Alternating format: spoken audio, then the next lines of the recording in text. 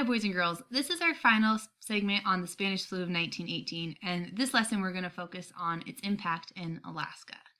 Although the flu was in full force in the lower continental United States, it really didn't hit Alaska until the late fall of 1919. In September 17th, a boat that left Boston docked in Puget Sound Naval Station near Seattle. That boat was the boat that supposedly brought the flu to the Pacific Northwest.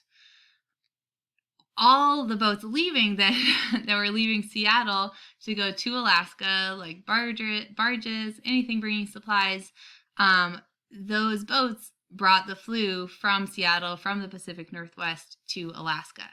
And doctors were checking crew on boats for symptoms at this time, but as we learned in the previous lesson, a lot of times people can be infected and carriers of the virus without being symptomatic. That means without showing symptoms. So unfortunately, even though people who left as crew members on these boats bound for Alaska were not symptomatic, they were indeed carriers of the flu. And on mid-October, we had our first confirmed case of the flu in Juneau. Doctors didn't believe it to be the flu, so quarantines were lifted, and the flu thus spread throughout rural Alaska and had an incredible impact that has changed social structures and the culture of some villages today.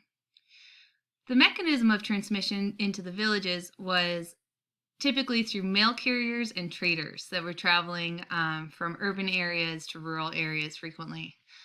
In 1917, to paint a picture of what our state looked like, we only had about 58,000 people.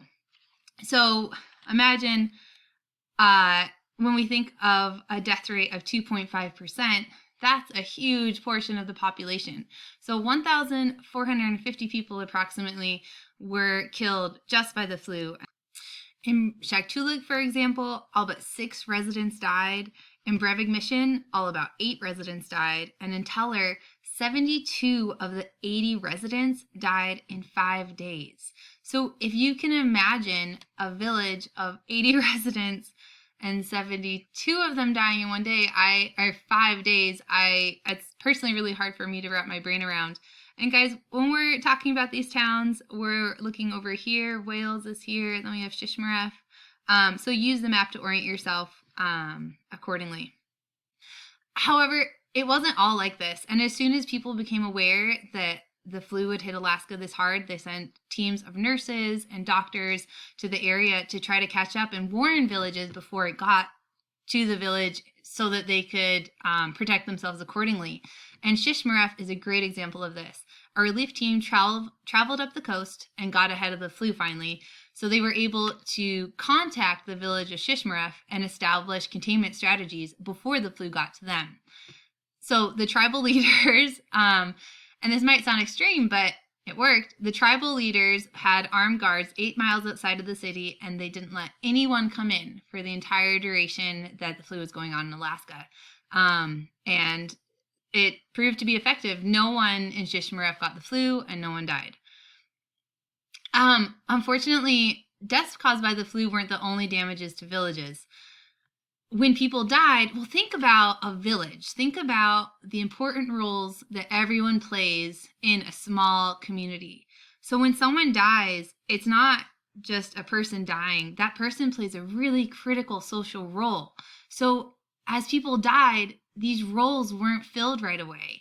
So if someone who was a really prominent leader or a really effective hunter died, that meant that impacted the village's ability to get food or to take care of themselves or to take care of children or to heat their homes.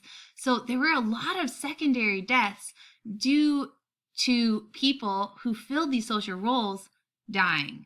So think about a small town, and especially in a really rural area like a village, and think of the important role that people play, and that social fabric, that's what keeps the village together. That's what keeps people alive. And when you start tearing out those strings, the fabric of a society can come apart. And that's exactly what happened in places where the flu really infected people. So Wales, guys, is a really good example of how the village and the government at the time decided to reconfigure social structures in order to accommodate all of these orphan children. So Wales, before the flu, was one of the largest Eskimo villages in Alaska. During the flu, approximately 170 people died and 40 children were orphaned. Before the superintendent came into town to sort of organize this reconfiguring, they had discussed sending the 40 children off to orphanages. For example, the Jesse Lee home would be an example, or other orphanages around the area at the time. They had discussed sending the children to other villages to be adopted. But before any of that happened, the superintendent at the time came into town in the spring of 1919, or he was the acting superintendent. He was also a teacher, Ebenezer Evans. He came to Wales and he mandated a complete social restructuring of the village in order to keep the local children in the community. He basically told them, listen, if you want to keep your kids here, we need to recreate our families. So they had all the widows line up on one side, and they had all the widowers line up on the other side of the hall where they were meeting. And he had all the widowers pick out a new partner, and then they were married that same day. And he did that to everyone in the village, and they completely restructured their relationships and their social fabric, and they were able to keep their 40 children within the community. But according to sources, the unhappiness hung over the town for years.